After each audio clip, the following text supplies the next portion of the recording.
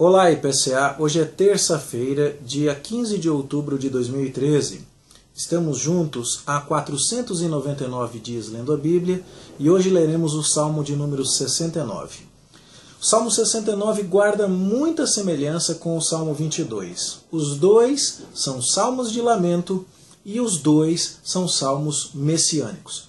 Portanto, recomendo muito a você que, se ainda não viu o vídeo de ontem, quando estudamos o Salmo 22, veja o primeiro e depois volte para cá, porque as explicações que eu já dei lá eu não vou repetir hoje, tá certo? Temos um lamento com todas as características de lamento, onde Davi invoca a Deus, queixa-se das suas agonias, queixa-se dos seus sofrimentos, mas expressa confiança em Deus e pede a Deus que o livre dessa situação aflitiva. E em vários dos momentos em que Davi fala da sua situação em linguagem poética, Davi, como foi lá no Salmo 22, aponta para coisas que se cumpririam na pessoa do Messias. Por exemplo, você vê aqui no verso 4 que são muitos os que o odeiam sem razão. É a queixa de Davi no verso 4. Jesus toma isso para si literalmente aqui no capítulo 14 do Evangelho de João. No capítulo 15 do Evangelho de João, no verso 25, quando, vou ler a partir do verso 24, Jesus diz assim: se eu não tivesse feito entre eles tais obras, quais nenhum outro fez, pecado não teriam, mas agora não somente têm eles visto, mas também odiado, tanto a mim como a meu Pai.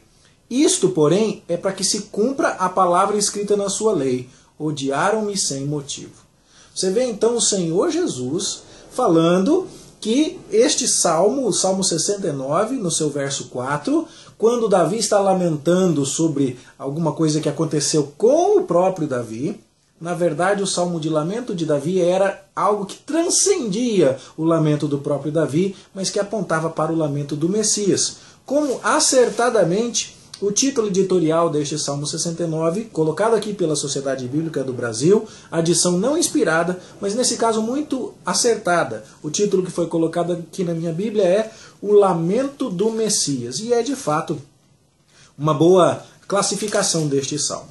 No verso 4, então, me odeiam sem razão, apontando para João 15, 25. Verso 8, tornei-me estranho aos meus irmãos. Isso nos lembra lá de Marcos, capítulo 3, verso 21, quando os irmãos de Jesus achavam que ele estava fora de si, porque ele estava fazendo a obra do Pai, estava fazendo as coisas que Deus queria que ele fizesse, e as multidões se ajuntavam a Jesus, e os irmãos de Jesus, que ainda não criam nele, tiveram a opinião de que ele estava fora de si. Verso 9, o zelo da tua casa me consumiu. Isso nos faz lembrar daquela limpeza que o Senhor Jesus fez no templo. Lá em João, capítulo 2, a partir do verso 17.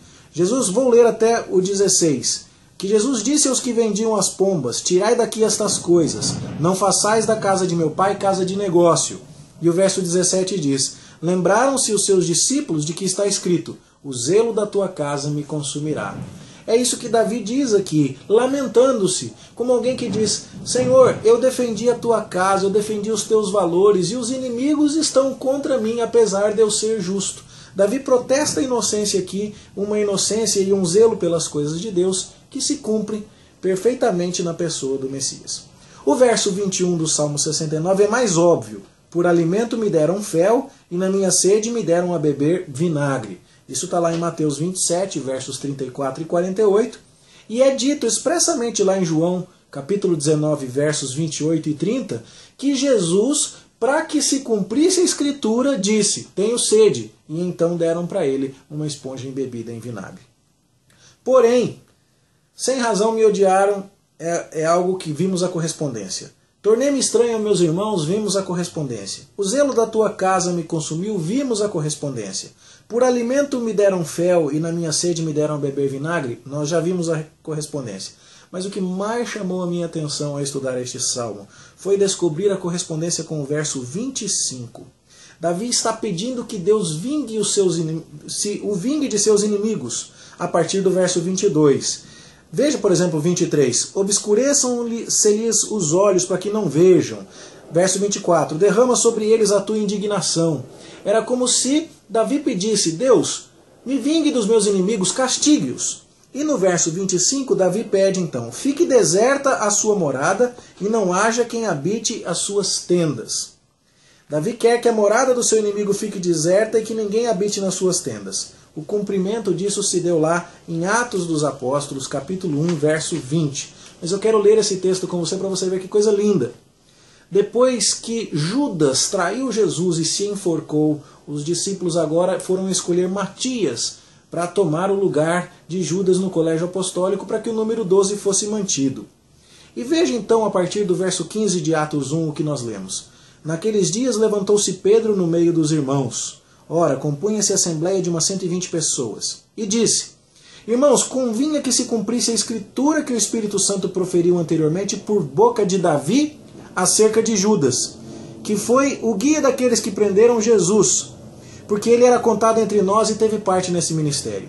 Veja que Pedro está dizendo que o Espírito Santo proferiu por boca de Davi uma profecia que devia se cumprir. Olha que coisa impressionante. Ora, este homem, Judas, adquiriu um campo com o preço da iniquidade, e precipitando-se, rompeu-se pelo meio, e todas as suas entranhas se derramaram. Isto chegou ao conhecimento de todos os habitantes de Jerusalém, de maneira que em sua própria língua esse campo era chamado Aceldama, isto é, campo de sangue. Porque está escrito no livro dos Salmos: fique deserta a sua morada, e não haja quem nela habite.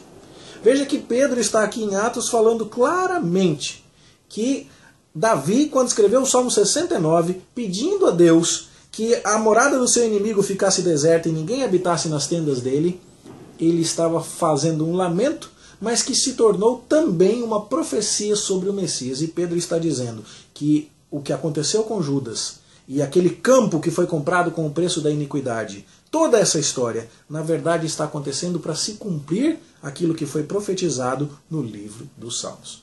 Portanto, está aí mais um salmo, ao mesmo tempo de lamento e ao mesmo tempo messiânico profético. Já falamos sobre ele no Salmo 22, que estudamos ontem, e temos mais um exemplo soberbo aqui, que é o Salmo 69.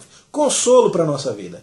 Faz-nos admirar ainda mais a majestade da Escritura, o controle de Deus e saber que nós podemos confiar no Senhor e que seremos vindicados, seremos defendidos. Deus vai atender essa oração por nós, como atendeu de Davi, como atendeu de Cristo. Aqueles que nos ferem serão tratados com Deus. Deus vai nos defender. Que segurança, que consolo maravilhoso. Que esse estudo abençoe a sua vida mais uma vez. É a nossa oração em nome de Jesus. Vamos orar? Pai, te engrandecemos e exaltamos por mais estas verdades que descobrimos agora na tua palavra. E pedimos-te que o nosso coração seja desperto para o temor, para a obediência, mas para a confiança e para a alegria na proteção que o Senhor haverá de nos dar, como deu ao Senhor Jesus Cristo e como deu a Davi. Recebe a nossa gratidão, a nossa exaltação. Nós oramos em nome do Senhor Jesus. Amém. Bom estudo para você. Até amanhã, se Deus quiser.